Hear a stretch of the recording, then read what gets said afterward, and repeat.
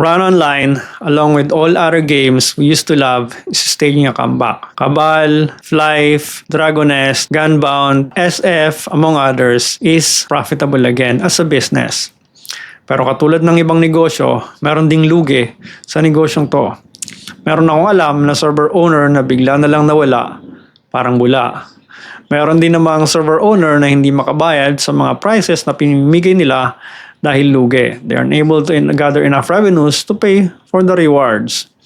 Meron din naman, hindi na down tapos mag-up ng bago pag alam nila na malulugi na yung server nila. Now, sa larangan ng pagninegosyo, lamang ka kung katulad ko, meron kang platform, katulad ni Dep. Nag-stream ka, gumagawa ka ng contents, meron ka ng base follower.